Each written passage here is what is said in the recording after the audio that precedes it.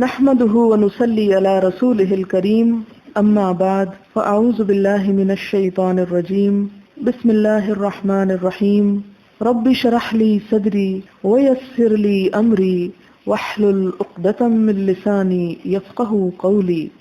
باب صلاۃ القائد، بیٹھ کے پڑھنے والے کی نماز، یعنی اگر کوئی شخص نماز بیٹھ کے پڑھتا ہے تو اس کا کیا حکم ہے۔ حدثنا قتيبة بن سعيد عن مالك عن هشام بن عروة عن أبيه عن عائشة رضي الله عنها أنها قالت صلى رسول الله صلی اللہ علیہ وسلم فی بیتہ، کہ نبی صلی اللہ علیہ وسلم نے اپنے گھر میں نماز پڑھی۔ وهو شاکن، اور آپ بیمار تھے، یعنی آپ کو شکایت تھی۔ شاکن شاکی تھے، یعنی آپ کو کوئی تکلیف تھی۔ فصلى جالسا، تو آپ نے بیٹھ کے نماز پڑھ لی۔ وصلى وراءه قوم قیاما، اور آپ کے پیچھے جو لوگ تھے انہوں نے کھڑے ہو کے نماز پڑھی۔ فاشار الیہم ان اجلسوا، تو آپ نے ان کو اشارہ کیا کہ بیٹھ جاؤ، یعنی امام اگر بیٹھ کے پڑھ رہا ہے تو تم بھی بیٹھ جاؤ۔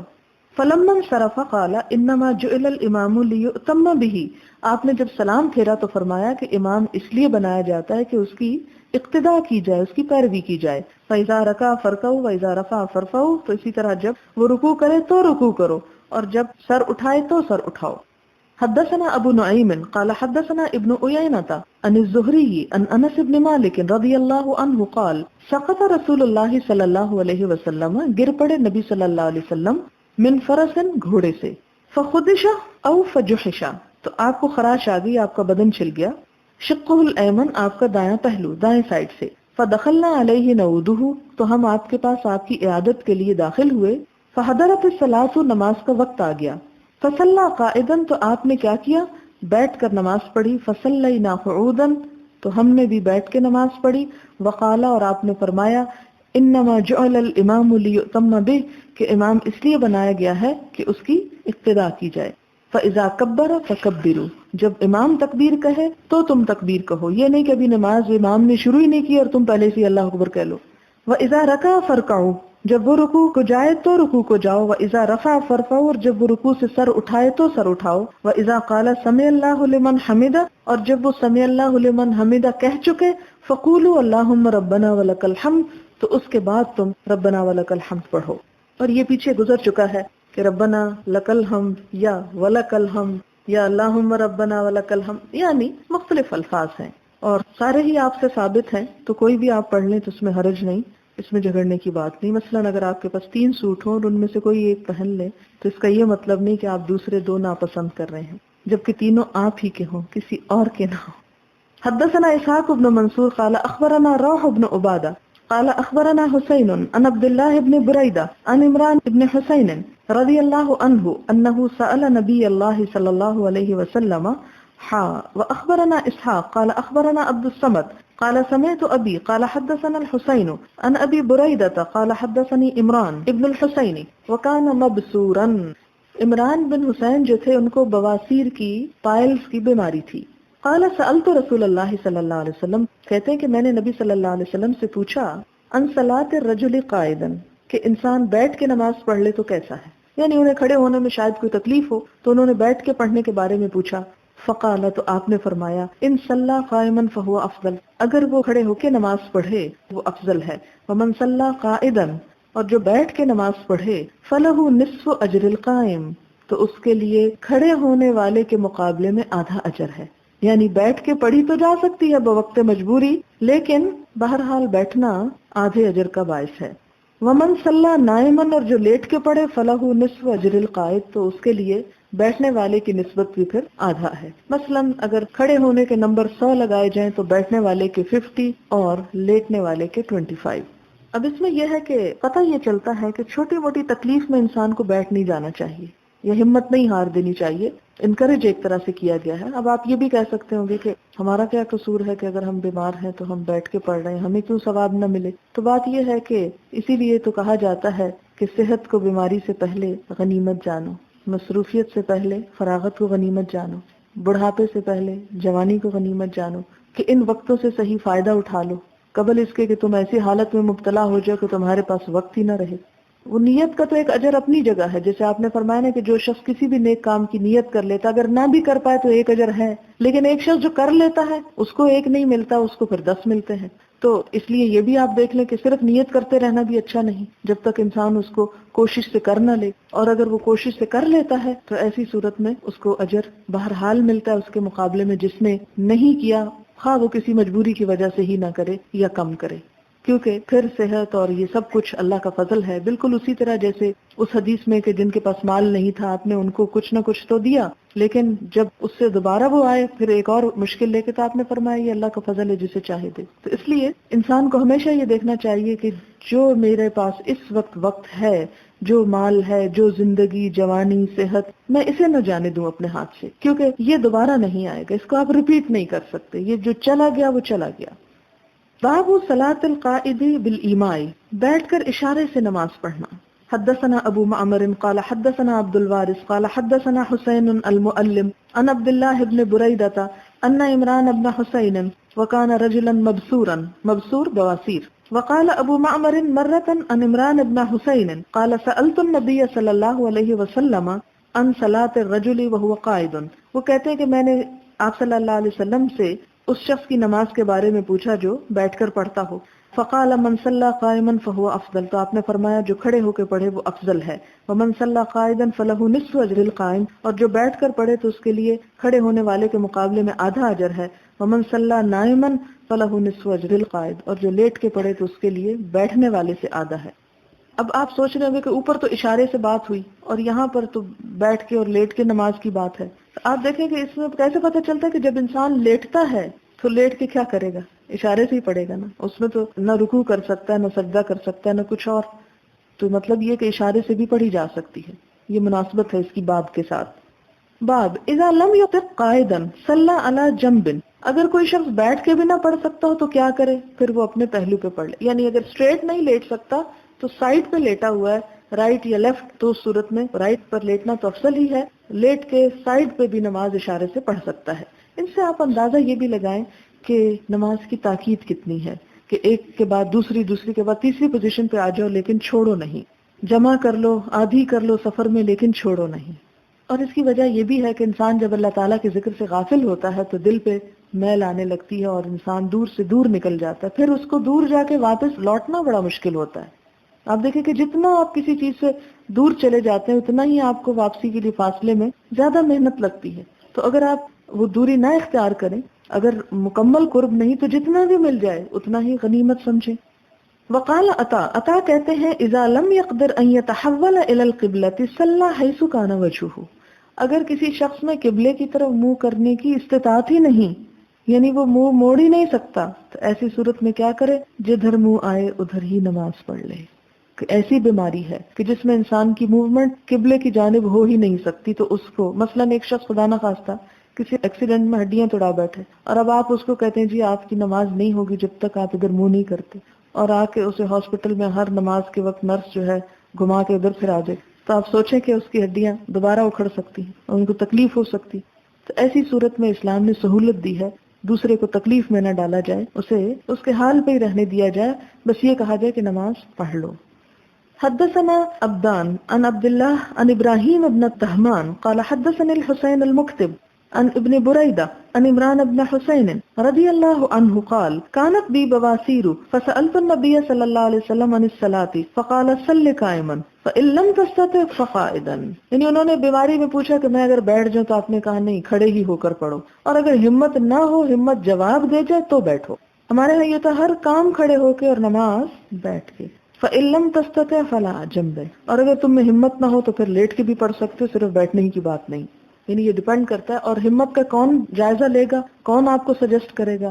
آپ خود اپنے لیے سجیسٹ کریں گے، کسی دوسرے سے آپ فتویٰ نہیں لے سکتے، آپ اپنے دل سے پوچھیں، جیسے ایک روایت میں بھی آتا ہے نا استفت قلبک ولو افتوک، اپنے دل سے فتویٰ لو، خواہ تمہیں لوگ فتویٰ دے ہی کیوں نہ دے۔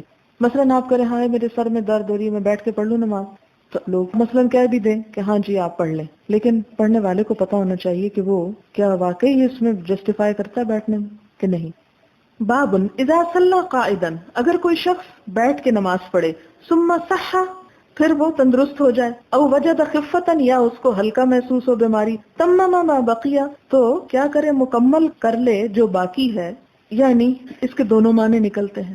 کہ بیٹھے ہی باقی پوری کر لے، کوئی نہیں اب بیٹھ گیا تو بیٹھ جائے. اور دوسرا معنی کیا ہے کہ اگر بیٹھ کے وہ سمجھتا ہے کہ نہیں اب اس میں ہمت آ گئی ہے کھڑے ہونے کی، تو وہ درمیان نماز میں بھی کھڑا ہو سکتا ہے. اس کی دلیل آگے آئے گی. وقال الحسن، حسن کہتے ہیں ان شاء المریض، اگر چاہے مریض، صلی رکعتین قائما، کہ 2 رکعتیں کھڑے ہو کے پڑھ لے، ورکعتین قاعدا، اور 2 رکعتیں بیٹھ کے پڑھ لے. کیونکہ بعض اوقات یہ ہوتا ہے کہ آدھی نماز انسان، یا مثلاً آپ یوں کرتے ہیں کہ جو پہلی رکعت شروع کرتے ہیں اس میں تو آپ کھڑے ہونا آسان سمجھتے ہیں، کھڑے ہو کے پڑھ لیتے ہیں، لیکن سجدے سے اٹھ کے پھر کھڑے ہونا بعض بیماریوں میں مشکل ہوتا ہے. آرتھرائٹس کی پرابلم ہوتی ہے کئی لوگوں کو، اور بڑھاپے سے جوڑ چٹکنے لگتے ہیں، تو ایسی صورت میں ان کے لیے بعض اوقات نقصان دہ بھی ہوتا ہے، بوجھ نہیں اٹھا سکتے. تو ایسی صورت میں کیا ہے کہ مثلاً 1 رکعت اگر کھڑے ہو کے پڑھی ہے تو لازم نہیں کہ باقی 3 بھی کھڑے ہو کے پڑھے، باقی وہ بیٹھ کے بھی پڑھ سکتا ہے اگر اس کا عذر معقول ہے. یہ بھی ہو سکتا ہے کہ کوئی شخص اتنی ہمت رکھتا ہے کہ ایک کے بعد 2 دفعہ کھڑے ہو جائے مگر زیادہ نہیں کھڑا ہو سکتا، تو ایسی صورت میں 2 رکعتیں وہ کھڑے ہو کے پڑھ لے اور باقی بیٹھ کے پڑھ لے. یا اسی طرح اگر کوئی 2 بیٹھ کے پڑھ رہا تھا کہ اسے محسوس ہوا کہ اب میری درد ٹانگوں کی درست ہو گئی ہے، اب میں کھڑا ہو سکتا ہوں، تو اس میں کھڑا ہو جائے. حدثنا عبد الله بن يوسف قال اخبرنا مالك عن هشام بن عروة عن ابيه عن عائشة رضي الله عنها ام المؤمنين انها اخبرته انها لم تر رسول الله صلی اللہ علیہ وسلم يصلي صلاة الليل قاعدا قط. حضرت عائشہ کہتی ہے کہ آپ صلی اللہ علیہ وسلم نے رات کے نفل کبھی بیٹھ کے نہیں پڑھے تھے. حتی اسنہ، یہاں تک کہ آپ بہت عمر رسیدہ ہو گئے، عمر زیادہ ہو گئی. فکان یقرأ قاعدا، تو پھر آپ بیٹھ کے بھی پڑھ لیتے تھے. حتی اذا ارادہ یرکع، جب ارادہ کرتے کہ رکوع کرے، قامہ تو کھڑے ہو جاتے. فقرأ نحو من 30 آیتا، کھڑے ہو کے 30 آیتیں پڑھتے، او 40 آیتا یا 40، ثم یرکع، پھر رکوع کر لیتے. اس سے ایک اور بات ہمیں پتہ چلی کہ ایک شخص مثال کے طور پر اس نے بیٹھ کے نماز شروع کی، مثلا 2 رکعت پڑھی، آپ نے سلام پھیرا، اب ہمت نہیں ہو رہی کہ آپ اٹھیں ابھی کیونکہ آپ پہلے ذرا لمبا قیام کر چکے ہیں، تو آپ اگلی نماز جو ہے وہ نفل بیٹھ کے نیت کر لیتے ہیں. اب آپ نے بیٹھ کے شروع کی، اب کیا ہو رہا ہے کہ آپ نے مثلا 40 آیتیں پڑھ لی اور آپ سمجھتے کہ اب میں کھڑا ہو سکتا ہوں، آپ کھڑے ہو جائیں اور 40 جو ہے وہ کھڑے ہو کے پڑھ لیں اور پھر آپ رکوع کر لیں. یا اسی طرح یہ ہے کہ آپ نے دیکھا ہوگا جب فیصل مسجد میں ایک سپارہ پڑھا جاتا ہے 2 رکعتوں میں، تو بعض لوگ جن کو نماز کھڑے ہو کے پڑھنے کی عادت نہیں ہوتی یا جسم بھاری ہوتا ہے تو مسلسل اتنی دیر کھڑے نہیں ہو سکتے، تو ان کے لیے کیا سہولت ہے کہ کچھ اگر کھڑے ہو کے پڑھی ہے اور جب ٹانگیں جواب دینے لگے تو بیٹھ جائیں، اور پھر وہ دیکھیں کہ اب امام جو ہے رکوع کے قریب جانے والا ہے تو پھر دوبارہ کھڑے ہو جائیں اور تھوڑی سی نماز پھر کھڑے ہو کے پڑھ کے رکوع کر لیں. تو اس بات کی اجازت ہے، اس کی سہولت ہے. یعنی ہمیں کتنی سہولتیں مل گئیں، اور یہ سارا باب تو ہے ہی سہولتوں کا، اور اس کا نام ہے ابواب تقصیر الصلاۃ، نماز میں کمی کرنا.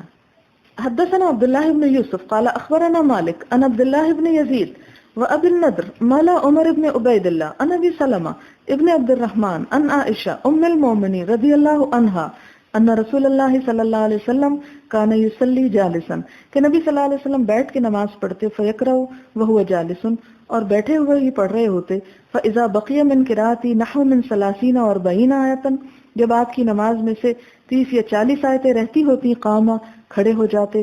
فقرأها، ان کو پڑھتے، وهو قائم، اور وہ کھڑے ہوتے. ثم رکع ثم سجد، پھر رکوع سجدہ کرتے. يفعل في الركعة الثانية مثل ذلك، اور یہ دونوں رکعتوں میں کرتے تھے، دوسری رکعت میں بھی آپ ایسا ہی کر لیتے تھے. فإذا قضى صلاته، جب آپ اپنی نماز پوری کر چکتے، نظر، دیکھتے. فإن كنت يقظة، اگر میں جاگ رہی ہوتی، تحدث معي، تو مجھ سے بات چیت کر لیتے. وإن كنت نائمة استجاع، اور دیکھتے کہ میں سوئی ہوئی ہوں تو آپ بھی لیٹ جاتے، یعنی جگاتے نہیں تھے. تو اس سے کیا پتہ چلتا ہے کہ آپ خود نفل پڑھتے تھے لیکن حضرت عائشہ وغیرہ کو جگاتے نہیں تھے. ظاہر ہے کہ ان کی ہمت اتنی نہیں تھی جتنی آپ صلی اللہ علیہ وسلم کی تھی، اور مقام اور مرتبہ اور ہر لحاظ سے. بسم اللہ الرحمن الرحیم. کتاب التہجد. باب التہجد باللیل، رات کے وقت تہجد پڑھنا. وقولہ عز وجل، اللہ سبحانہ وتعالیٰ کا ارشاد ہے، وَمِنَ اللَّيْلِ فَتَہَجَّدْ بِهِ نَافِلَةً لَكَ، اور رات کے وقت پس تہجد پڑھو، یہ زیادہ ہے آپ کے لیے. یعنی نافلہ کا مطلب ہوتا ہے فرض سے زائد چیز. اس میں 2 معنی بنتے ہیں. ایک تو یہ ہے کہ عام لوگوں کے لیے یہ ایک نفل نماز ہے، اور حضور صلی اللہ علیہ وسلم کے لیے فرض، تو وہ بھی یہیں سے اس کا حکم ثابت ہوتا ہے. اور وہ کس طرح؟ یعنی نافلتن لک، یعنی تیرے لیے زائد ہے، یعنی تیرے لیے زائد فرض ہے. حدثنا علی بن عبداللہ قال حدثنا سفیان قال حدثنا سلیمان بن ابی مسلم عن طاؤس سمع ابن عباس رضی اللہ عنہما قال كان النبي صلی اللہ علیہ وسلم اذا قام من اللیل يتہجد. ابن عباس کہتے ہیں کہ نبی صلی اللہ علیہ وسلم جب تہجد پڑھنے کے لیے قیام کرتے، یعنی قام یتہجد مراد ہے، قال تو فرماتے اللہم لک الحمد، اے اللہ تیرے لیے ہے حمد، انت قیم السماوات والارض، تو ہی قائم کرنے والا ہے، سنبھالنے والا ہے آسمانوں اور زمین کو، ومن فیہن اور جو ان کے اندر ہے، وَلَكَ الْحَمْدُ اور تیرے ہی لیے ہے تعریف، لَكَ مُلْكُ السَّمَاوَاتِ وَالْأَرْضِ وَمَنْ فِيهِنَّ تیرے لیے ہے بادشاہت آسمان و زمین کی اور جو ان کے اندر ہے، وَلَكَ الْحَمْدُ اور ہم تیرے ہی لیے ہے، أَنْتَ نُورُ السَّمَاوَاتِ وَالْأَرْضِ تو ہی آسمان و زمین کا نور ہے، وَلَكَ الْحَمْدُ اور تیرے ہی لیے ہے حمد، أَنْتَ مَلِكُ السَّمَاوَاتِ وَالْأَرْضِ وَلَكَ الْحَمْدُ تو ہی ہے بادشاہ آسمان و زمین کا اور تیرے ہی لیے ہے حمد، انت الحق تو ہی حق ہے، ووعدک الحق اور تیرا وعدہ سچا ہے، ولقاؤک حق اور تیری ملاقات برحق ہے، وقولک حق اور تیری بات سچی ہے، والجنت حق اور جنت برحق ہے، والنار حق اور دوزخ برحق ہے یا آگ برحق ہے، والنبیون حق اور انبیاء برحق ہیں، ومحمد صلی اللہ علیہ وسلم حق اور محمد صلی اللہ علیہ وسلم سچے نبی ہیں، والساعۃ حق اور قیامت بھی سچ ہے، اللہم لک اسلمت اے اللہ میں تیرے اوپر اسلام لایا یا تیرے لیے فرما بردار ہوا، وبک آمنت اور تجھ پر میں ایمان لایا، وعلیک توکلت تجھ پر میں نے توکل کیا، والیک انبت اور تیری ہی طرف میں نے رجوع کیا، وَبِكَ خَاصَمْتُ اور تیری مدد سے میں نے جھگڑا کیا، وَإِلَيْكَ حَاكَمْتُ اور تیری ہی طرف اپنا فیصلہ لاتا ہوں، فَاغْفِرْ لِي پس بخش دے مجھ کو، مَا قَدَّمْتُ جو میں نے پہلے کیا، وَمَا أَخَّرْتُ اور جو میں نے بعد میں کیا، وَمَا أَسْرَرْتُ اور جو میں نے چھپا کر کیا، وَمَا أَعْلَنْتُ اور جو میں نے اعلانیہ کیا، أَنْتَ الْمُقَدِّمُ تو ہی آگے بڑھانے والا ہے، وَأَنْتَ الْمُؤَخِّرُ اور تو ہی پیچھے کرنے والا ہے، لا الہ الا انت تیرے سوا کوئی الہ نہیں، او لا الہ غیرک یا تیرے سوا کوئی الہ نہیں۔ قال سفیان ابن عیینہ کہتے ہیں وزاد عبد الکریم ابو امیہ ولا حول ولا قوت الا باللہ، اور ایک دوسری روایت میں اس دعا کے آخر میں ولا حول ولا قوت الا باللہ بھی آتا ہے۔ قال سفیان قال سلیمان بن ابی مسلم سمعه من طاووس عن ابن عباس رضی اللہ عنہما عن النبی صلی اللہ علیہ وسلم۔ تو یہ تہجد کے موقع پہ پڑھی جانے والی دعا ہے جو آپ صلی اللہ علیہ وسلم نے پڑھی۔ اس میں اللہ تعالیٰ کی بہت خوبصورت انداز میں حمد و ثنا کی گئی ہے اور اسے ہم بھی پڑھ سکتے ہیں، یعنی یہ دعا صرف آپ کے لیے مخصوص نہیں، خصوصاً جب آپ لوگ رمضان کی راتوں میں صبح اٹھیں تو آپ اس وقت اگر کہیں لکھ کے رکھی ہوئی ہو تو اس کو پڑھ سکتے ہیں، کیونکہ وہ وقت ایسا خاص یکسوئی کا ہوتا ہے کہ جس میں اللہ تعالیٰ کی حمد و ثنا کا لطف ہی کچھ اور ہوتا ہے۔ باب فضل قیام اللیل رات کے قیام کی فضیلت۔ حدثنا عبداللہ بن محمد قال حدثنا هشام قال اخبرنا معمر وحدثني محمود قال حدثنا عبد الرزاق قال اخبرنا معمر عن الزهري عن سالم عن ابيه قال كان الرجل في حياة النبي صلی اللہ علیہ وسلم کہ نبی صلی اللہ علیہ وسلم کے زمانے میں جب کوئی شخص اذا رأى رؤیا کوئی خواب دیکھتا تھا، قصہ بیان کرتا اس کو علی رسول اللہ صلی اللہ علیہ وسلم آپ صلی اللہ علیہ وسلم کے سامنے، فتمنیت تو مجھے بھی تمنا ہوئی، مجھے خواہش ہوئی، ان ارا رؤیا کہ میں بھی کوئی خواب دیکھوں، فاقصها علی رسول اللہ صلی اللہ علیہ وسلم تو میں بھی اس کو آپ صلی اللہ علیہ وسلم کو سنا سکوں۔ وَكُنْتُ غُلَامًا شَابًا اور میں ایک نوجوان لڑکا تھا، وَكُنْتُ أَنَامُ فِي الْمَسْجِدِ اور میں مسجد میں ہی سو جایا کرتا تھا، علی عہد النبی صلی اللہ علیہ وسلم آپ صلی اللہ علیہ وسلم کے زمانے میں، فَرَأَيْتُ فِي النَّوْمِ تو میں نے خواب میں دیکھا، نیند میں دیکھا، كَأَنَّ مَلَكَيْنِ گویا کہ دو فرشتے ہیں، أَخَذَانِي دونوں نے پکڑ لیا مجھ کو، فَذَهَبَا بِي إِلَى النَّارِ وہ دونوں لے گئے مجھے آگ کی طرف، فَإِذَا هِيَ مَطْوِيَةٌ تو میں دیکھتا ہوں کہ وہ لپٹی ہوئی ہے، قطعی البئر مانند کنویں کی بندش کے، یعنی ایک طرح سے بند ہے، کھلی ہوئی نہیں. وَإِذَا لَهَا قَرْنَانِ، اور اس آگ کے 2 سینگ ہیں، یعنی شعلے ہوں گے بڑے بڑے. وَإِذَا فِيهَا أُنَاسٌ، اور اس میں کچھ لوگ ہیں، قَدْ عَرَفْتُهُمْ، میں ان کو پہچانتا ہوں. فَجَعَلْتُ أَقُولُ، تو میں نے کہنا شروع کر دیا، یعنی وہ آگ اور اس پہ لوگ دیکھ کر، اعوذ باللہ من النار، میں اللہ کی پناہ مانگتا ہوں آگ سے. قال، وہ کہتے ہیں، فلقینا ملک آخر، تو ملاقات کی ہم سے ایک دوسرے فرشتے نے. فقال لی، تو وہ مجھ سے کہنے لگا، یعنی 2 فرشتے تو لے گئے تھے آگ کی طرف، اب یہ تیسرا ہے جو کہتا ہے ان کو، لم ترا، ڈر نہیں، یعنی مت ڈرو. رو کہتے ہیں نا ڈر کو، حضرت ابراہیم علیہ السلام کے بارے میں قرآن پاک میں آتا ہے. فقصصتها، تو میں نے اس کو بیان کیا، علی حفصہ، حفصہ پر جو ان کی بہن تھی، حضرت عمر کی بیٹی، یہ عبداللہ بن عمر حضرت عمر ہی کے بیٹے ہیں. فقصتها حفصہ علی رسول اللہ صلی اللہ علیہ وسلم، تو حضرت حفصہ نے اس خواب کو حضور صلی اللہ علیہ وسلم کے سامنے بیان کیا. فقال، تو انہوں نے کہا، نعم الرجل عبداللہ، عبداللہ کتنے اچھے انسان ہیں، لو کان یصلی من اللیل، اگر وہ رات کو نماز پڑھتے ہوں. یعنی آپ نے اس کی تعبیر کیا بیان کی کہ عبداللہ ویسے تو بہت نیک انسان ہے لیکن رات کو تہجد پڑھا کریں. فکان بعد لا ینام من اللیل الا قلیلا، تو اس کے بعد وہ رات کو بہت کم سویا کرتے تھے. اور یہ کس عمر میں ان کو تلقین کی جا رہی ہے؟ جبکہ وہ ایک نوجوان انسان تھے. ہمارے ہاں تہجد کی عمر کیا ہے جو شاید مل بھی نہ سکے. باب طول السجود فی قیام اللیل، قیام اللیل میں سجدوں کا لمبا کرنا. حدثنا ابو الیمانی قال اخبرنا شعیب عن الزہری قال اخبرنی عروۃ ان عائشہ رضی اللہ عنہا اخبرته ان رسول اللہ صلی اللہ علیہ وسلم کان یصلی 11 رکعتا، کہ نبی صلی اللہ علیہ وسلم 11 رکعتیں نماز پڑھا کرتے تھے. کانت تلک صلاتہ، یہی تھی آپ کی نماز. یسجد السجدتا، آپ سجدہ کرتے، من ذالک، اس میں، کتنا لمبا، قدر ما یقرأ احدکم 50 آیتا، اس کا اندازہ اتنا تھا جیسے تم میں سے کوئی 50 آیتیں پڑھ لے. یعنی اتنا لمبا سجدہ ہوتا آپ کا رات کی نماز میں. قبل ان یرفع رأسہ، اس سے پہلے کہ آپ اپنا سر اٹھاتے. ویرکع رکعتین، اور 2 رکعتیں پڑھتے، قبل صلاۃ الفجر، نماز فجر سے پہلے. ثم یضطجع علی شقہ الایمن، پھر آپ اپنے دائیں جانب یا دائیں پہلو پر لیٹ جاتے. حتی یأتیہ المنادی للصلاۃ، یہاں تک کہ مؤذن نماز کے لیے آپ کو بلانے آتا. یعنی ایک تو وہ اذان دے چکتا اور اذان دے کے پھر آپ کے گھر پہ وہ آتے اور آپ کو اطلاع الگ دی جاتی تھی.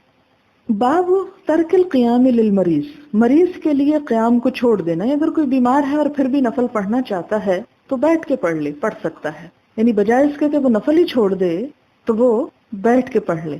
کھڑے ہو کے پڑھنا افضل ہے، بیٹھ کے پڑھنا آدھا ثواب ہے، لیکن چھوڑ دینے کا کوئی ثواب نہیں. حدثنا ابو نعیم قال حدثنا سفیان عن الاسود قال سمعت جندبا یقول، حضرت جندب کہتے ہیں، اشتکى النبی صلی اللہ علیہ وسلم، بیمار ہو گئے آپ صلی اللہ علیہ وسلم. فلم یقم لیلتا او لیلتین، تو 1 یا 2 راتوں کے لیے آپ نے قیام نہ کیا، یعنی تہجد کے لیے نہیں اٹھے. حدثنا محمد بن کثیر قال اخبرنا سفیان عن الاسود بن قیس عن جندب بن عبد اللہ رضی اللہ عنہ قال احتبس جبریل صلی اللہ علیہ وسلم عن النبی صلی اللہ علیہ وسلم، رک گئے. احتبس یعنی آنا چھوڑ دیا جبریل علیہ السلام نے آپ صلی اللہ علیہ وسلم کے پاس. فقالت امرأۃ من قریش، تو قریش کی ایک خاتون کہنے لگی، ابطأ علیہ شیطانہ، کہتے ہیں کہ یہ ابو لہب کی بیوی تھی، کہنے لگی کہ ابطأ علیہ، تاخیر کی اس پر، شیطانہ، اس کے شیطان نے. یعنی نعوذ باللہ حضرت جبریل کو اس عورت نے شیطان کہا. فنزلت، تو یہ آیت اتری، یہ سورت اتری، والضحى واللیل اذا سجا ما ودعك ربك وما قلا. والضحى، قسم ہے ضحیٰ کے وقت کی، واللیل، اور رات کی، اذا سجا، جب کہ وہ چھا جائے، ما ودعك، نہیں چھوڑا تجھ کو، نہیں وداع کیا تجھ کو، ربک، تیرے رب نے، وما قلا، اور نہ وہ ناراض ہوا.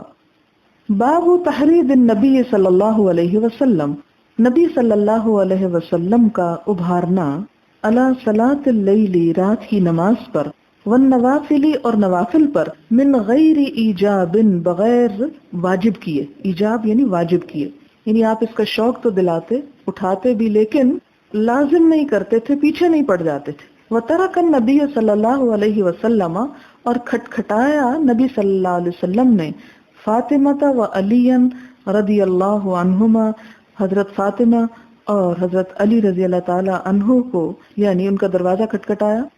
لیلتن للصلاۃ، ایک رات نماز کے لیے، ہمیشہ نہیں، یعنی ایک مرتبہ کھٹکھٹا دیا. پیچھے بھی آپ نے جو کتاب تقصیر الصلاۃ میں آپ نے آخری حدیث پڑھی، اس میں آپ دیکھتے ہیں کہ حضور صلی اللہ علیہ وسلم خود جاگتے تھے، حضرت عائشہ کو نہیں جگاتے تھے. یعنی اس سے بھی پتہ چلتا ہے کہ آپ کتنی شفقت اور رحمت اور محبت کرتے تھے کہ دوسرے کو تکلیف نہ دیں یا اذیت نہ دیں، کہ اگر کوئی سونا چاہتا ہے تو اس کو برا بھلا نہ دیں. ہم لوگوں کو اگر کبھی توفیق ہو جائے تو پھر سب حقیر نظر آنے لگتے ہیں کہ فلاں تہجد نہیں پڑھتا، فلاں نوافل نہیں پڑھتا. تو ایسا نہیں کرنا چاہیے. اگر آپ پڑھتے ہیں تو بہت اچھا کرتے ہیں، اور اگر کسی اور کو پڑھنے کی ہمت نہیں ہے تو اس کو آپ اپنے سے کمتر مت جانیں، یا اس کو تنگ نہ کریں یا ستائیں نہیں.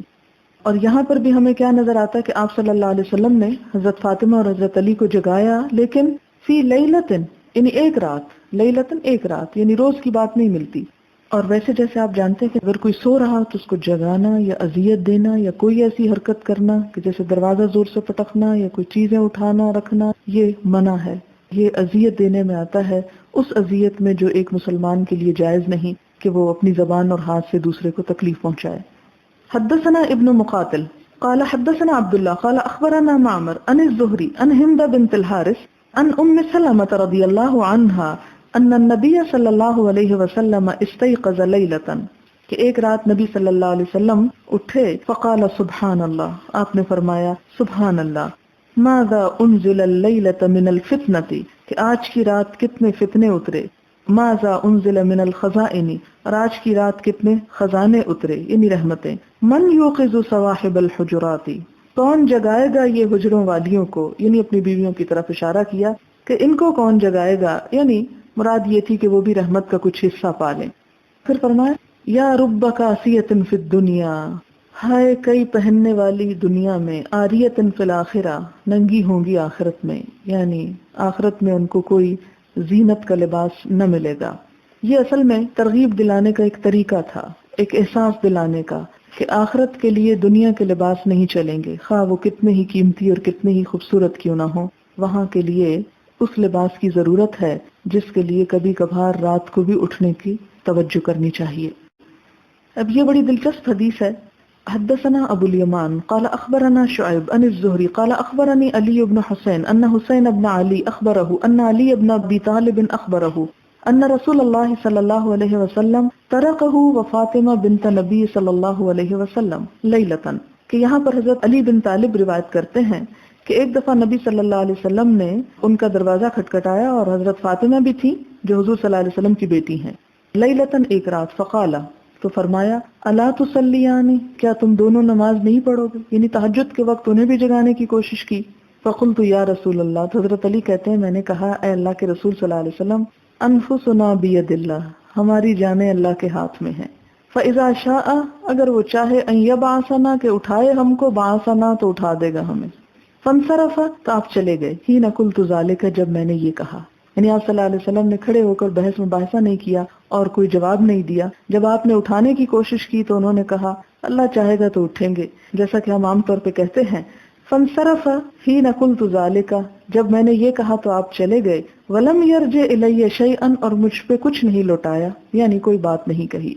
ثم سمعتہ، پھر میں نے سنا آپ کو، وہو مولن، اور آپ اپنا منہ موڑ کے جا رہے تھے. یضرب فخذہ، اپنا ہاتھ اپنی ران پہ مار رہے تھے، یعنی جیسے پچھتاوے کا اظہار کر رہے ہوں. وہو یقول، اور فرما رہے تھے، وکان الانسان اکثر شیء جدلا، کہ انسان بہت سی چیزوں میں بڑا جھگڑالو واقع ہوا ہے.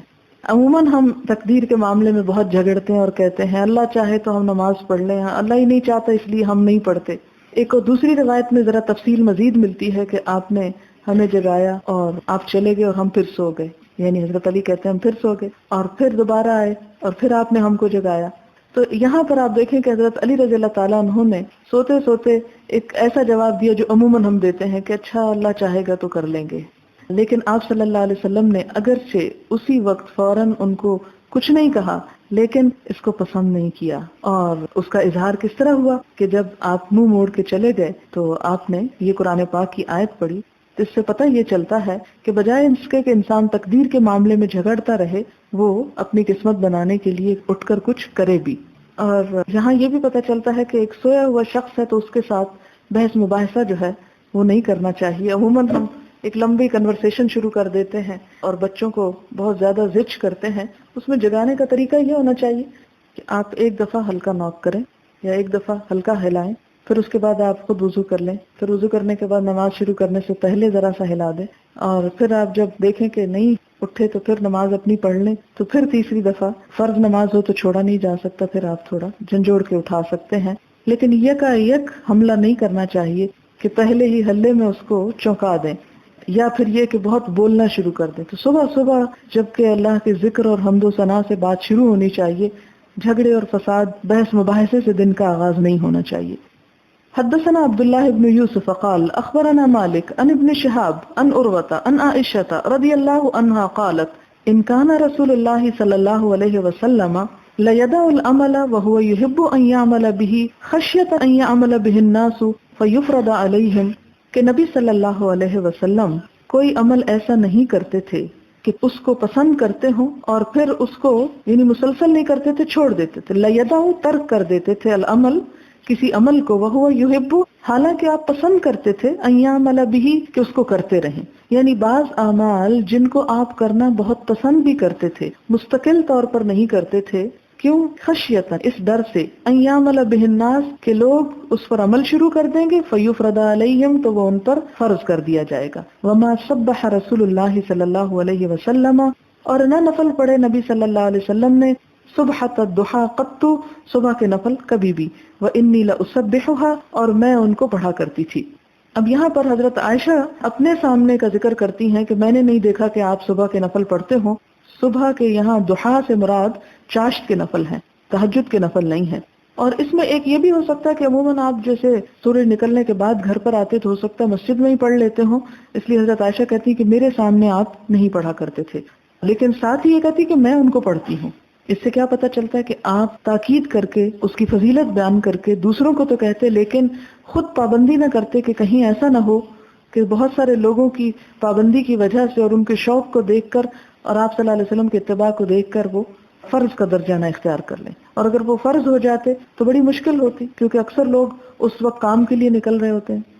حدثنا عبداللہ بن یوسف قال اخبرنا مالک عن ابن شہاب عن عروة بن الزبیر عن عائشة ام المؤمنین رضی اللہ عنہا ان رسول اللہ صلی اللہ علیہ وسلم کہ نبی صلی اللہ علیہ وسلم نے صلی ذات لیلۃ نماز پڑھی ایک رات فی المسجد مسجد میں، فصلی بصلاتہ ناس تو آپ کی نماز کے ساتھ اور لوگوں نے بھی نماز پڑھ لی، ثم صلی من القابلۃ پھر نماز پڑھی اگلی رات، قابلہ آنے والی یعنی، فکثر الناس تو بڑھ گئے لوگ، ثم اجتمعوا من اللیلۃ الثالثۃ پھر وہ جمع ہو گئے تیسری رات، اب الرابعۃ یا چوتھی رات، فلم یخرج الیہم رسول اللہ صلی اللہ علیہ وسلم تو نہ نکلے ان کی طرف حضور صلی اللہ علیہ وسلم، فلما اصبح پھر جب صبح ہوئی، قال قد رأیت الذی صنعتم آپ نے فرمایا میں نے دیکھا جو تم لوگوں نے کیا، ولم یمنعنی من الخروج الیکم اور نہیں روکا مجھ کو نکلنے سے تمہاری طرف، الا انی خشیت مگر مجھے ڈر ہوا، ان تفرض علیکم کہ فرض کر دی جائے گی تم پر یہ نماز، وذالک فی رمضان اور یہ کب ہوا؟ رمضان میں۔ تو اس میں اس بات کا جواب مل جاتا ہے کہ آپ صلی اللہ علیہ وسلم نے رمضان میں 3 دن تک تو لوگوں کو نماز پڑھائی، یعنی جماعت سے نماز پڑھی، لیکن سارا مہینہ نہیں کہ کہیں اسے فرض نہ سمجھ لیا جائے۔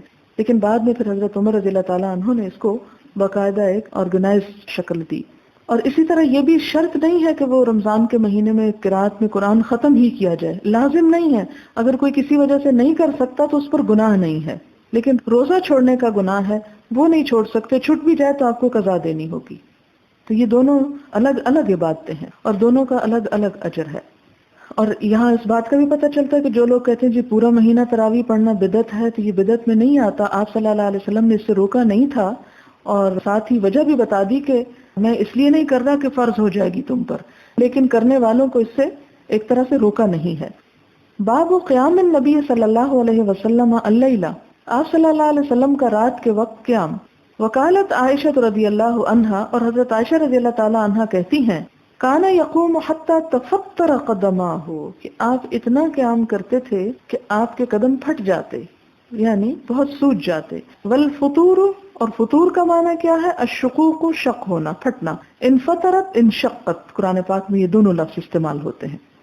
حدثنا ابو نعیم قال حدثنا مسعر عن زیاد قال سمعت المغیرة رضی اللہ عنہ یقول ان كان النبی صلی اللہ علیہ وسلم لیقوم او لیصلی حتی ترم قدماہ، کہ نبی صلی اللہ علیہ وسلم اتنا قیام کرتے کہ ترمہ ورم آ جاتا، قدماہ آپ کے پاؤں پر، او ساقاہ یا آپ کی پنڈلیوں پر، یعنی قدم کے ساتھ ورم جب زیادہ بڑھتا تو پنڈلیوں تک چلا جاتا تھا. فیقال له، تو آپ سے کہا جاتا کہ آپ اپنے اوپر اتنی مشقت کیوں ڈالتے ہیں؟ فیقول، تو آپ فرماتے افلا اکون عبدا شکورا، کیا میں اللہ کا شکر گزار بندہ نہ بنوں، کہ اگرچہ مجھ پر فرض نہیں ہے کہ اتنا ہی لمبا قیام کروں لیکن میں اپنے شوق سے کرتا ہوں. باب من نام عند السحر، جو سو جائے سحری کے وقت. حدثنا علی بن عبد اللہ قال حدثنا سفیان قال حدثنا عمرو بن دینار ان عمرو بن عوف اخبره ان عبد الله بن عمرو بن العاص رضی اللہ عنہما اخبره ان رسول اللہ صلی اللہ علیہ وسلم قال له، آپ صلی اللہ علیہ وسلم نے فرمایا احب الصلاۃ الی اللہ صلاۃ داود علیہ السلام، سب سے پسندیدہ نماز اللہ تعالیٰ کے نزدیک حضرت داؤد علیہ السلام کی نماز ہے. وَأَحَبُّ الصِّيَامِ إِلَى اللَّهِ صِيَامُ داؤد، اور سب سے پسندیدہ روزہ اللہ تعالیٰ کے نزدیک داؤد علیہ السلام کا روزہ ہے. کانا تھے، ینام وہ سوتے، نصف اللیل آدھی رات، ویقوم ثلثہ اور جاگتے تھے یا قیام کرتے تھے ثلثہ اس کا تیسرا حصہ، وینام سدسہ اور پھر اس کا چھٹا حصہ دوبارہ سو جاتے، ویصوم یومن اور ایک دن آپ روزہ رکھتے، ویفطر یومن اور ایک دن روزہ نہ رکھتے. تو اس سے کیا پتہ چلتا ہے کہ مثال کے طور پر اگر رات 12 گھنٹے کی ہو، آج کل تو 14 کی ہے نا، 5 بجے سورج غروب ہوتا ہے اور 7 بجے نکلتا ہے. مثلاً اگر 12 گھنٹے ہو تو 6 گھنٹے پہلے سونا، پھر اس کے بعد 4 گھنٹے عبادت اور پھر 2 گھنٹے بعد کے سو جانا. لیکن 6 گھنٹے سونے کو ملیں گے نہیں، کیونکہ عشاء کا وقت جو ہے وہ تقریباً مغرب کے 1.5 گھنٹے بعد شروع ہوتا ہے. تو اگر 1.5 گھنٹہ وہ نکال لیا جائے پہلا تو بھی 6 گھنٹے. مثلاً اگر کوئی شخص 7 بجے سوتا ہے اور 1-2 بجے اٹھ جاتا ہے تو پھر اگلے 3-4 گھنٹے عبادت کر سکتا ہے اور پھر نماز فجر سے پہلے تھوڑا مزید سو سکتا ہے. حدثنا عبدان قال اخبرني ابي عن شعبة عن اشعث قال سمعت ابي قال سمعت مسروقا قال سألت عائشة رضی اللہ عنہا ای العمل كان احب الى النبي صلی اللہ علیہ وسلم، میں نے حضرت عائشہ سے پوچھا کہ نبی صلی اللہ علیہ وسلم کے نزدیک سب سے پسندیدہ کام کون سا تھا، یعنی آپ کس کام کو سب سے زیادہ پسند فرماتے تھے. قالت، کہنے لگی الدائم، وہ کام جو ہمیشہ کیا جائے، مسلسل کیا جائے. قلت، میں نے پوچھا متى كان يقوم، آپ قیام کب کرتے تھے؟ قالت، کہنے لگی یقوم، آپ قیام کرتے تھے اذا سمع، جب سنتے الصارخ، مرغ کی آذان، یعنی مرغ جس وقت بولنا شروع کرتا ہے رات میں پہلی آذان، اس وقت آپ اٹھ جایا کرتے تھے. اب آپ دیکھیں کہ اللہ تعالیٰ نے اگر الارم نہیں تھے تو پرندے اور جانور ایسے پیدا کر دیے جو بطور الارم کام کریں. اور اب بھی مجھے یاد ہے کہ گاؤں وغیرہ میں مرغ کی آذان کو رات کے وقت ایک الارم کے طور پہ استعمال کیا جاتا ہے، لیکن وہ اسی کو سن سکتی ہے آذان جب انسان کی نیند ذرا ہلکی ہو. ہم جیسوں کو وہ آذان نہیں آئے گی. یہ ہے کہ بعض اوقات ستاروں کے رخ اور ستاروں کے اس مقام سے بھی رات کے آدھے یا اس سے زیادہ گزرنے کا وقت معلوم ہو جاتا ہے اگر الارم نہ بھی ہو تو. اور جو اس حدیث میں آتا ہے الدائم، تو اس کے 2 معنی ہیں. ایک تو یہ ہے کہ تہجد میں آپ نے دوام کو پسند کیا، اور ایک یہ نہیں کہ صرف تہجد کے ریفرنس میں یہ بات ہے، بلکہ ہر کام میں خواہ وہ تھوڑا ہی کیوں نہ ہو لیکن مستقل کرنے کا جو فائدہ ہے وہ دوسری شکل میں نہیں ہوتا. اس میں آپ دیکھیں کہ نہ صرف یہ کہ دین کے معاملے میں بلکہ کوئی بھی کام، مثال کے طور پہ آپ کھانا کھاتے ہیں، کبھی آپ کھا لیں کبھی نہ کھائیں تو اس کا نتیجہ کیا ہوگا. اسی طرح آپ کی باقی چیزوں میں بھی اگر روٹین نہیں بنتی، مثلا سونے کے ٹائمنگز ہیں، کبھی آپ آدھی رات کو سو رہے ہیں کبھی آپ شروع رات میں سو رہے ہیں، تو اس سے کیا نقصان ہوتا ہے کہ جب سب لوگ سو رہے ہوں گے اور آپ جاگ رہے ہوں گے اور آپ ان کو ڈسٹرب کر رہے ہوں گے. اور اگر مستقل آپ کی روٹین ہے، جیسے بہت سے لوگ پڑھنے والے، مولانا مودودی کے بارے میں نے پڑھا تھا ایک دفعہ کہ وہ ساری رات جاگتے تھے اور ساری رات لکھتے تھے، اور کہتے یہ ہیں کہ ان کی یہ جگہ بالکل سیاہ ہو گئی تھی لکھ لکھ کے. ظاہر بے شمار کتابیں لکھی، اور کتابیں دن کے ہنگاموں میں تو لکھی جا ہی نہیں سکتی، اور شور شرابے اور ہنگامے میں جب انسان کا دھیان بہت سی جگہوں پہ بٹا ہوا ہو۔ لیکن یہ ہے کہ زندگی کے مختلف مرحلے ہوتے ہیں، کچھ مرحلے ہوتے ہیں بچپن کے، کچھ پھر سیکھنے کے مرحلے آتے ہیں، پھر اس کے بعد جب انسان پختگی کو پہنچ جاتا ہے تو پھر یہ مرحلے آتے ہیں۔ اور آپ دیکھیں کہ بچہ بہت زیادہ سوتا ہے، جب بچہ پیدا ہوتا ہے تو آپ دیکھتے ہیں کہ اس کی نیند زیادہ ہوتی ہے اور جاگتا بس تھوڑی دیر کے لیے، جب ذرا اور بڑا ہوتا ہے تو نیند ذرا کم ہوتی جاتی ہے، حتیٰ کہ جوانی میں جتنی نیند ہوتی ہے بڑھاپے میں ذرا آ کے اتنی نیند نہیں رہتی، اگر انسان ذرا کم بھی سو لے تو اس کی کمی پوری ہو جاتی۔ پھر اسی طرح یہ ہے کہ جب اسکول جانے کا وقت ہو تو اس صورت میں اگر آپ ساری رات جاگ کے کچھ کر رہے ہیں تو صبح اسکول نہیں جا سکیں گے یا لیٹ پہنچیں گے، تو یہ کوئی نیکی کا کام نہیں کہ آپ اپنے تعلیم کے ایک وقت کو گنوا رہے ہیں۔ لیکن جب آپ اس مرحلے سے گزر جائیں کہ آپ کو اب کوئی ریگولر دن میں ایسی مصروفیت نہیں ہے، یا مثلاً آپ جاب کرتے ہیں تو اس صورت میں بھی آپ یہ نہیں کر سکتے کہ آدھا دن گزرنے کے بعد دفتر میں پہنچے کہ جی میں رات کو عبادت کر رہا تھا، یہ تالیف و تصنیف کا کام کرتا ہوں، تو آپ کا عذر قابل قبول نہیں۔ لیکن ہر شخص اپنے حالات کو سامنے رکھ کے کچھ نہ کچھ ایڈجسٹمنٹ کر سکتا ہے، اور زیادہ یکسوئی کا وقت بہرحال رات ہی کو ہوتا ہے۔ لیکن ہمارے ہاں تو آدھی رات تک یکسوئی نہیں ہو پاتی، جس کی وجہ سے ہماری زندگی میں کوئی برکت نہیں رہی اور کوئی بھی کام ہمارا صحیح طریقے پر نہیں ہوتا۔ جب شور ہنگامہ 12 بجے تک ہوگا تو جو جاگ رہے ہیں وہ بھی کچھ کام نہیں کر سکتے تعمیری، اور جو سو رہے ہیں ان کی بھی صحیح نیند نہیں ہوگی تو وہ صبح دوبارہ اٹھ ہی نہیں سکتے تہجد کے وقت۔ تو انسان کو کچھ نہ کچھ جاگنے کی بہرحال عادت ہونی چاہیے، لیکن لمٹس کے اندر۔ اور اس طریقے میں آپ دیکھیں کہ لمٹس کے اندر سے مراد میری کیا ہے، جیسے حضرت داؤد علیہ السلام کی آپ صلی اللہ علیہ وسلم نے مثال دی کہ وہ رات کا ایک پہلا چنک جو تھے اچھا بھلا سو لیتے تھے، پھر جاگ بھی لیتے اور جاگنے کے بعد پھر دوبارہ بھی سو جاتے۔ حدثنا محمد قال اخبرنا ابو الاحوص عن الاشعث قال اذا سمع الصارخ قام فصلى۔ یہ دوسری طرح بھی روایت ہے کہ آپ صلی اللہ علیہ وسلم سو جاتے اور جب مرغ کی آواز سنتے تو پھر اس وقت آپ اٹھ کے نماز پڑھتے، یعنی آدھی رات کے بعد ہوتی ہے یہ۔ حدثنا موسى بن اسماعيل قال حدثنا ابراهيم بن سعد قال ذكر ابي عن ابي سلمة عن عائشة رضي الله عنها قالت ما الفاه السحر عندي الا نائما، کہ میں نے نہیں پایا آپ کو سحر کے وقت، الفا پایا، الفینا علیہ آباءنا، تو الفاہ پایا آپ کو السحر سحری کے وقت اندی اپنے پاس الا نائما مگر سوتے ہی، یعنی اس سے کیا پتہ چلتا ہے کہ آپ تہجد کے بعد پھر سو جایا کرتے تھے۔ تانی النبی صلی اللہ علیہ وسلم، یعنی حضور صلی اللہ علیہ وسلم کی طرف اشارہ ہے۔ باب من تسحر فلم ینم حتی صلی الصبح، باب جو سحری کھائے، تسحر، تسحرو کا مطلب ہوتا ہے سحری کھانا، فلم ینم پھر نہ سوئے، حتی صلی الصبح یہاں تک کہ صبح کی نماز پڑھ لے، یعنی سحری اور صبح کی نماز کے بیچ میں پھر نہیں سونا چاہیے۔ حدثنا یعقوب بن ابراہیم قال حدثنا روح قال حدثنا سعید بن ابی اروبہ عن قتادہ عن انس بن مالک رضی اللہ عنہ ان نبی اللہ صلی اللہ علیہ وسلم وزید بن ثابت رضی اللہ عنہ تسحرا، کہ آپ صلی اللہ علیہ وسلم اور حضرت زید دونوں نے مل کر سحری کھائی۔ فلما فرغ من سحورہما، جب آپ سحری سے فارغ ہو گئے، قام نبی اللہ صلی اللہ علیہ وسلم الی الصلاۃ، آپ صلی اللہ علیہ وسلم نماز کے لیے کھڑے ہوئے، فصلی، تو انہوں نے نماز پڑھی، فقلنا لانس، تو ہم نے انس سے پوچھا، کم کان بین فراغہما، کتنا تھا ان دونوں کے فراغ کے درمیان، من سحورہما، ان کے سحری کے، ودخولہما فی الصلاۃ، اور ان کے نماز میں داخل ہونے کے درمیان کتنا وقفہ تھا۔ فراغ، ہما سے مراد یہ دونوں ان کی طرف اشارہ ہے، زید اور ان کی طرف۔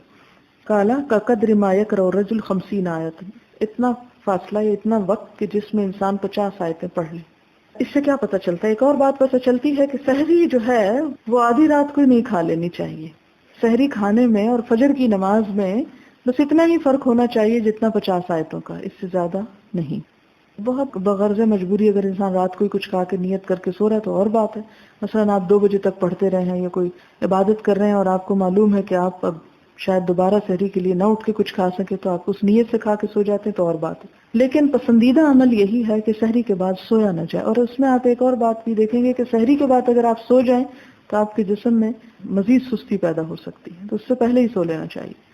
باب طول القیام فی صلاۃ اللیل، باب رات کی نماز میں قیام لمبا کرنا۔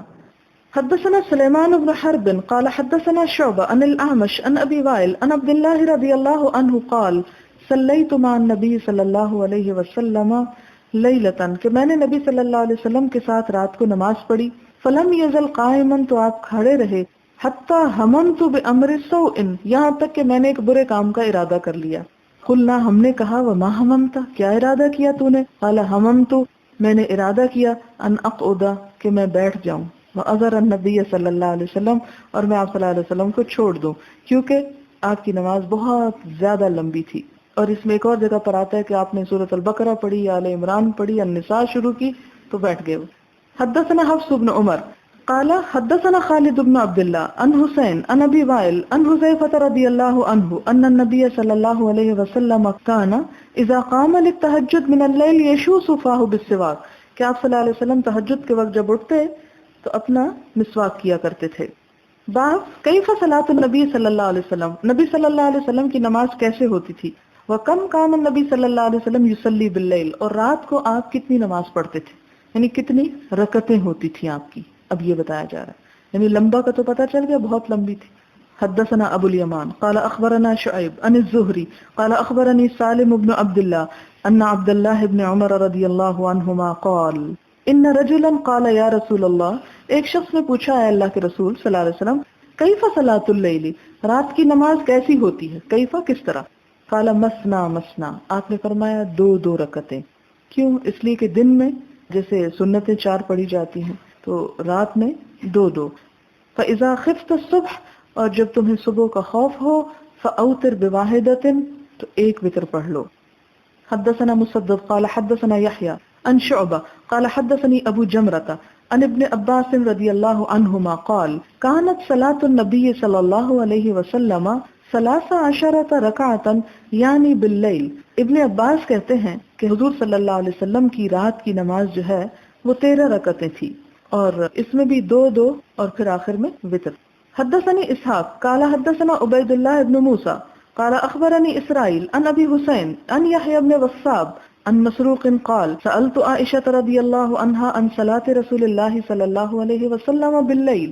مسروق کہتے ہیں کہ میں نے حضرت عائشہ سے آپ صلی اللہ علیہ وسلم کی رات کی نماز کے بارے میں پوچھا کہ کتنی ہوتی تھی۔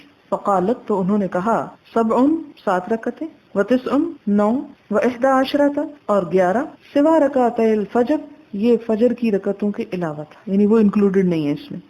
اب آپ کے پاس 4 رائے آ گئی، 13، 11، 9، 7۔ کیوں؟ فرق کیا ہے؟ فرق یہ ہے کہ نفل نماز ہے اور اس میں کمی یا زیادتی ہو سکتی ہے۔ جو آپ کا معمول تھا وہ تو 11 کا تھا، لیکن ایک دفعہ جیسے حضرت ابن عباس و حضرت میمونہ کے گھر میں تھے تو اس دن شاید آپ نے 13 پڑھی، اس لیے وہ 13 کی بات روایت کرتے ہیں۔ حضرت عائشہ 7 اور 9 کا بھی ذکر کرتی ہیں کہ ہو سکتا ہے آپ نے کبھی بہت طویل پڑھی ہوں لیکن 11 سے کم بھی پڑھی۔ حدثنا عبید اللہ بن موسیٰ قال اخبرنا حنظلۃ عن القاسم بن محمد عن عائشہ رضی اللہ عنہا قالت کان النبی صلی اللہ علیہ وسلم یصلی من اللیل، حضرت عائشہ کی روایت ہے اب کہ آپ نماز پڑھا کرتے تھے رات کو 13 رکعتا 13 رکعت، منها الوتر، اس میں وتر بھی شامل ہے، ورکعتا الفجر، اور فجر کی رکعتیں بھی شامل ہیں، یعنی 13 کیسے بنی؟ فجر کی 2 سنتیں ملا کر، تو پھر حضرت عائشہ کی وہ 11 والی روایت جو ہے اس میں کنٹرڈکشن نہیں آتی۔ باب قیام النبی صلی اللہ علیہ وسلم، نبی صلی اللہ علیہ وسلم کا قیام، باللیل، رات کو، من نوم ہی، نیند سے، وما نسخ من قیام اللیل، اور جو منسوخ ہوا قیام اللیل میں سے، وقولہ تعالی، اللہ تعالیٰ کا فرمان ہے، یا ایہا المزمل، اے اوڑھ لپیٹنے والے یا اے کپڑا لپیٹنے والے، قم، اٹھو، اللیل، رات کو، الا قلیلا، مگر کم، نصفہ، آدھی رات، او انقص منہ قلیلا، یا اس سے بھی کچھ کم کر لو، او زد علیہ، یا اس پہ کچھ بڑھا لو، یعنی چونکہ گھڑیاں تو نہیں تھی کہ پراپر وقت پتہ چلے، اگر محسوس ہو کہ تھوڑا بڑھ گیا ہے یا تھوڑا کم ہو گیا ہے آدھے سے تو بھی کوئی بات نہیں۔ ورتل القرآن ترتیلا، اور قرآن پاک کو آہستہ آہستہ صاف صاف پڑھو، یعنی ترتیل کا مطلب ہوتا ہے ہر لفظ واضح ہو اور ہر آیت پر رک کے پڑھا جائے، ہمارے حافظوں کی طرح نہیں، سری قرآن کی خلاف ورزی کرتے ہیں، اور فخر اس بات پہ ہوتا ہے کہ ایک رات میں پورا قرآن ختم کر دیا، جبکہ 3 دن سے پہلے ویسے ہی منع کیا گیا۔ انا سنلقی علیک قولا ثقیلا، ہم تم پر ایک بھاری کلام نازل کرنے والے ہیں۔ ان ناشئۃ اللیل، یقیناً رات کو اٹھنا، ہی اشد وطئا، وہ زیادہ شدید ہے دبانے میں، لتاڑنے میں، کس کے؟ یعنی نفس کے، وہ اقوم قیلا، اور زیادہ مضبوط ہے بات کے لحاظ سے، ان لک فی النہار، یقیناً آپ کے لیے دن میں، سبحا طویلا، طویل مشغولیت ہے، وقولہ، اور اللہ تعالیٰ کا فرمان ہے، علما اللہ تعالیٰ نے جان لیا الم تحصوہ کہ تم اس کا احاطہ نہ کر سکو، یعنی آدھی رات کھڑے رہنا بڑا مشکل کام ہے. فتاب علیکم تو اس نے تم پر مہربانی کی. فقرؤوا ما تیسر من القرآن تو پڑھو جو میسر ہو، آسانی سے پڑھ سکو قرآن میں سے. علما اس نے جان لیا ان سیکون منکم مرضی کہ تم میں سے کچھ بیمار ہوں گے. وآخرون یضربون فی الارض اور کچھ زمین میں سفر کرتے ہوئے. یبتغون من فضل اللہ اللہ کا فضل تلاش کرنے کے لیے، یہ سفر صرف فی سبیل اللہ نہیں ہوگا بلکہ تجارت کا سفر مراد ہے یہاں. یضربون فی الارض یبتغون من فضل اللہ وآخرون یقاتلون فی سبیل اللہ اور کچھ لوگ اللہ تعالیٰ کے راستے میں جہاد کرنے والے ہوں گے. فقرؤوا ما تیسر منہ تو پڑھو اس میں سے جو میسر ہو، آسانی سے پڑھ سکو اس میں سے. وَأَقِيمُوا الصَّلَاةَ نماز قائم کرو. وَآتُوا الزَّكَاةَ اور زکوٰۃ ادا کرو. وَأَقْرِضُوا اللَّهَ قَرْضًا حَسَنًا اور اللہ تعالیٰ کو قرض حسنہ دو. وَمَا تُقَدِّمُوا لِأَنفُسِكُمْ اور جو بھی تم آگے بھیجو گے اپنے نفسوں کے لیے، من خیرن بھلائی میں سے، تجدوہ پاؤ گے اس کو، عند اللہ اللہ کے پاس، ہوا خیرن وہ بہتر ہے، وَأَعْظَمَ أَجْرًا اور اجر میں زیادہ بڑا ہے. قال ابن عباس رضی اللہ عنہما ابن عباس کہتے ہیں نشأ، یہ کیوں نشأ کا لفظ یہاں تفسیر کر رہے ہیں اس کی، کیونکہ اوپر آ رہا ہے ناشئۃ اللیل. نشأ معنی کیا ہے؟ قامہ کھڑے ہونا. بالحبشیتی حبشی زبان میں یعنی افریقی زبان میں نشأ کہتے ہیں کھڑا ہونا، اور مراد ان کی شاید یہ تھی کہ عربی میں وہاں سے یہ لفظ آیا ہے. وطئن قال مواطأۃ للقرآن اور وطئن کا کیا معنی ہے؟ اور کہا جاتا ہے کہ قرآن کے لیے مواطأت اشد موافقتا لسمعہ وبصرہ وقلبہ کہ کان، نگاہ اور دل میں زیادہ موافقت پیدا کرنے والا. لیواطئوا کا معنی کیا بنا؟ لیوافقوا موافقت پیدا کرنا. یعنی مراد اس سے کیا ہے کہ جب رات کے وقت انسان قرآن پڑھتا ہے تو اس وقت نگاہیں جب دیکھتی ہیں اس کو، کان جب سنتے ہیں تو ان چیزوں سے دل پر بہت گہرا اثر پڑتا ہے، اور جب دل پہ اثر پڑتا ہے تو اس کا نتیجہ لازماً انسان کے عمل میں بھی آتا ہے. کیونکہ دن میں انسان قرآن جو پڑھ رہا ہوتا ہے نا، کہیں دیکھ رہا ہوتا ہے، کوئی کان میں ادھر سے آواز پڑ رہی ہوتی ہے، کچھ دل میں اور وسوسے آ رہے ہوتے ہیں، تو یہ یکسوئی نصیب نہیں ہوتی جو رات کے وقت ہوتی ہے. حدثنا عبد العزيز بن عبد الله قال حدثني محمد بن جعفر عن حميد أنه سمع أنس بن مالك رضي الله عنه يقول كان رسول الله صلى الله عليه وسلم نبی صلی اللہ علیہ وسلم یفطر من الشہر افطار کرتے تھے کسی مہینے، حتی نظن اللہ یصوم منہ یہاں تک کہ ہم سمجھنے لگتے کہ آپ اب روزہ نہیں رکھیں گے. ویصوم اور روزے رکھتے تھے، حتی نظن اللہ یفطر یہاں تک کہ ہم سمجھتے تھے کہ آپ روزہ نہیں چھوڑیں گے. وکان لا تشاء ان تراہ من اللیل مصلیا الا رأیتہ اور اگر تم رات کو چاہو کہ آپ صلی اللہ علیہ وسلم کو نماز پڑھتا دیکھو تو تم دیکھ لو گے. ولا نائما الا رأیتہ اور نہ سوئے ہوئے مگر تم دیکھو گے اس کو کہ سوئے ہوئے بھی ہیں.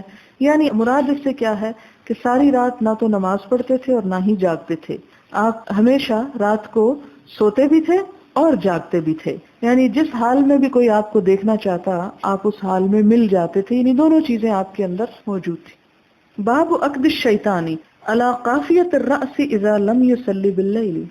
عقد گرا لگانا، شیطان کا، علی اوپر، قافیہ قف سے کہتے ہیں مہرے کو، گدی، الرأس سر کے یعنی سر کے قریب جو گردن کا مہرہ ہوتا ہے اس پر گرا لگانا. اذا لم یصلی باللیل جب رات انسان نماز نہ پڑھے، یعنی عشاء کی نماز پڑھے بغیر اگر کوئی سو جائے تو شیطان اس پہ خوب مسلط ہو جاتا ہے، خوب اسے اپنے قابو میں کر لیتا ہے.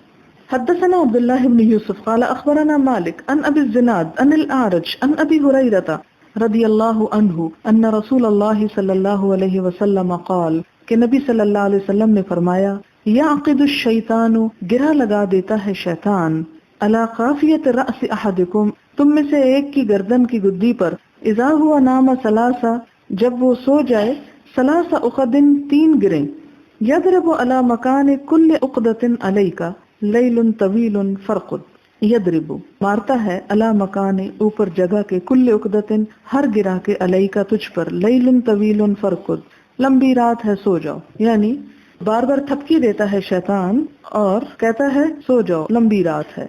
فإن استيقظ پھر اگر انسان جاگ اٹھتا ہے، فذکر اللہ اللہ کو یاد کرتا ہے، انحلت عقدۃ تو اس کی گرہ کھل جاتی. فإن توضأ پھر اگر وضو کر لیتا ہے، انحلت عقدۃ دوسری گرہ کھل جاتی. فإن صلى پھر اگر نماز پڑھ لیتا ہے، انحل عقدہ، اس کی آخری گرہ بھی کھل جاتی ہے، فاصبح نشیطا طیب النفس، تو انسان بہت چست، نشیط چست، طیب النفس عمدہ نفس کے ساتھ اٹھتا ہے، والا اصبح خبیث النفس، اور اگر صبح کی نماز نہیں پڑھتا تو اٹھتا ہے تو بوجھل دل کے ساتھ، کسلانہ سست، یعنی جب انسان سو جاتا ہے تو غافل ہو جاتا ہے، جب اٹھتا ہے اللہ کو یاد کرتا ہے تو غفلت کا ایک حصہ دور ہوتا ہے، وضو کرتا ہے تو دوسرا، نماز پڑھتا ہے تو تیسرا، لیکن اگر انسان نہ اٹھتا ہے، نہ وضو کرتا ہے، نہ نماز پڑھتا ہے تو وہ گویا شیطان کے پھندے میں جکڑا رہتا ہے۔ حدثنا مؤمل بن ہشام قال حدثنا اسماعیل بن علیہ قال حدثنا عوف قال حدثنا ابو رجاء قال حدثنا سمرة بن جندب رضی اللہ عنہ عن النبی صلی اللہ علیہ وسلم فی الرؤیا قال، یہ بڑی سخت حدیث ہے، بڑی سخت۔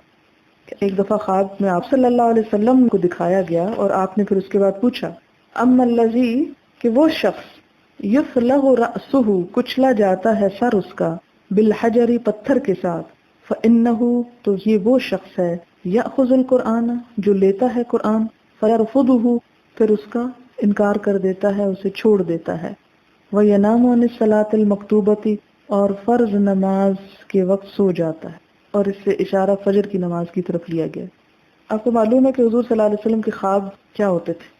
وحی کا ایک حصہ تھا وہ بھی، اسی لیے کتاب الوحی آپ شروع میں پڑھ چکی ہیں کہ آپ کو بعض چیزیں جو تھیں خواب کی حالت میں بھی دکھائی جاتی تھی، اسی لیے آپ صلی اللہ علیہ وسلم اگر سو بھی رہتے تھے تو آپ کا دل جاگ رہا ہوتا تھا، آپ ایک طرح سے کانشیس ہوتے تھے، اور اسی لیے آپ دوبارہ اٹھ کے وضو بھی نہیں کرتے تھے، کہ آپ اگر سو بھی رہے ہیں تو بھی آپ الرٹ ہیں ایک طرح سے، اور جو کچھ تعلیم سوتے ہوئے میں بھی آپ کو ملتی تھی وہ بھی دوسرے لوگوں کے لیے برحق تھی۔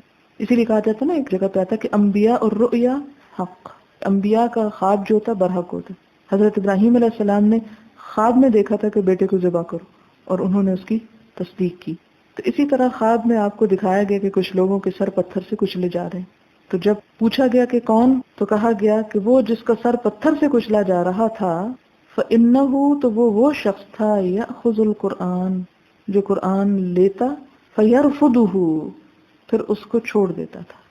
اب اس کے جتنے معنی چاہیں کر لیں، بہت جامع لفظ آپ نے بولے ہیں۔ رفضہ کا لفظی معنی ہوتا ہے انکار کرنا، يَأْخُذُ الْقُرْآنَ فَيَرْفُضُهُ، لیتا پھر اس کا انکار کرتا۔ نمبر 1، اس میں کیا چیز آتی ہے؟ ہم میں سے کوئی شخص ایسا ہے کہ جس نے قرآن نہ لیا ہو، یا قرآن اس کے پاس نہ ہو یا نہ پہنچا ہو؟ ہمارے گھروں میں ہے نا، ہم بازار سے خرید لائے، لا کے اس کو رکھ دیا، لے لیا اور رکھ دیا، اس کا انکار کیا، یعنی اس کو کھولا ہی نہیں، پڑھا ہی نہیں، سمجھا ہی نہیں۔ دوسرا معنی کیا؟ لے لیا، یعنی تعلیم لے لی اس کی، اور پھر کیا کر دیا؟ اس کو رکھ دیا، اس پہ عمل نہیں کیا، جیسے پڑھنے سے پہلے تھے ویسے ہی رہے۔ پھر اسی طرح ایک اور معنی کیا ہے کہ اس کو لے لیا لیکن اسے دوسروں تک نہیں پہنچایا، یعنی روک لیا، اس کو اپنے تک ہی محدود کر لیا۔ اسی لیے کہا گیا نا کہ القرآن حجت لک او علیک، قرآن یا تو تمہارے حق میں حجت بنے گا یا تمہارے خلاف حجت بنے گا۔ اب آپ دیکھیں کہ ہم اس میں سے نکل کیسے سکتے ہیں، کہ ہم میں سے کوئی کہے کہ ہم اس میں سے بچنا چاہتے ہیں، تو ہمارے ذہن میں تو یہی آئے گا کہ پڑھتے ہی نہیں ہیں، یہی بات آئے گی نا، شیطان یہی سجھائے گا کہ جو پڑھ رہے ہو اس کا یہی معنی ہے اس کو نہ پڑھو تاکہ تمہیں حساب نہ دینا پڑے، جیسے بہت سے عقل مند لوگ سوچتے ہیں۔ بہت سے لوگ بہت ہوشیار ہیں، آپ سے زیادہ عقل مند ہیں، وہ کہتے ہیں نہیں پڑھنا ہی نہیں، اس لیے کہ پڑھ لیا تو بڑا حساب ہوگا، اسے بہتر ہے پڑھا ہی نہ جائے۔ لیکن یہ ہوشیاری کس کے ساتھ ہے؟ اس کے ساتھ جو سب کچھ جانتا ہے۔ دھوکہ ہم کس کو دے سکتے؟ اس کو تو دے سکتے ہیں جس کو کچھ پتہ نہیں، الو بنا لیں اس کو کہ فلاں کو پتہ نہ چلنے دو، اس کو چل گیا تو پھر ہمیں نہیں چھوڑے گا۔ لیکن اللہ تعالیٰ، اس کے بارے میں ہم یہ کہہ سکتے ہیں کہ اس کو پتہ چل گیا کہ ہم نے پڑھ لیا تو پھر وہ ہمیں چھوڑے گا نہیں، لہٰذا پڑھتے ہی نہیں، تو اس کو نہیں پتا کہ ہم کس نیت سے پڑھنا چھوڑ رہے ہیں۔ بات یہ ہے کہ جب ہم قرآن پر ایمان لے آتے ہیں، ایمان، تو یہ ایمان ہی دراصل اس کا لے لینا ہے، مان لیا۔ مثلاً آپ دیکھیں کہ ایک شخص ویسے ہی انکار کرتا ہے، یعنی مانتا ہی نہیں قرآن کو، کہ میں نہیں مانتا یہ اللہ کی کتاب ہے، تو اس نے تو پہلے ہی درجے پہ انکار کر دیا۔ لیکن ایک شخص یأخذو، لے لیتا ہے، یعنی مان لیتا ہے اس کو، ایمان لے آتا ہے، فیرفضہ، پھر اس کا انکار کرتا ہے۔ لے کر انکار یعنی ایمان کے بعد انکار، یہاں مراد کیا ہے؟ قرآن کا حق نہ دینا انسان کے لیے باعث ذلت ہے۔ اور دوسرا، ینام، سو جانا، عن الصلاۃ المکتوبۃ، فرض نماز میں، یعنی اس کے اندر نہیں، مراد یہ کہ فرض نماز جو ہے اس کے وقت پر سو جانا، اس میں نہ فجر لکھا ہے، نہ عصر، نہ ظہر، لیکن ہماری ساری نمازیں ہی تقریباً سونے کی لپیٹ میں آ جاتی ہیں۔ صبح نہیں پڑھتے کہ سوئے ہوئے ہوتے ہیں، ظہر نہیں پڑھتے کہ سوئے ہوئے ہوتے ہیں، عصر نہیں پڑھتے کہ سوئے ہوئے ہوتے ہیں۔ یعنی کھانے سے پہلے نماز اگر نہ پڑھی، جو کھانا کھا لیا، جب کہ اچھا نیند آ رہی، ظہر چھوٹ گئی، اور اگر کسی طرح ظہر پڑھ لی اور پھر کھانا کھا کے سوئے تو پھر عصر چھوٹ گئی، تاخیر سے اٹھے، اور بعض اوقات مغرب بھی بیچ میں آ گئی، اور پھر بعض اوقات اتنا لمبا دن کہ عشاء پڑھے بغیر سو گئے۔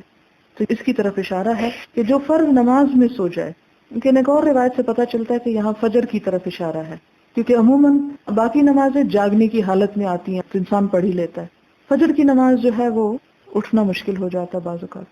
تو آپ دیکھیں کہ اگر کسی کو یہ بات یاد آ جائے تو میرا نہیں خیال کہ اس کی نیند پھر باقی رہے، پھر نہیں سو سکتا، ضرور جاگ جائے، لیکن چونکہ پتہ ہی نہیں اس لیے مزے سے سوتے ہیں۔ اور پھر آپ دیکھیں ہم میں سے کون چاہے گا کہ اس کا سر یوں کچلا جائے،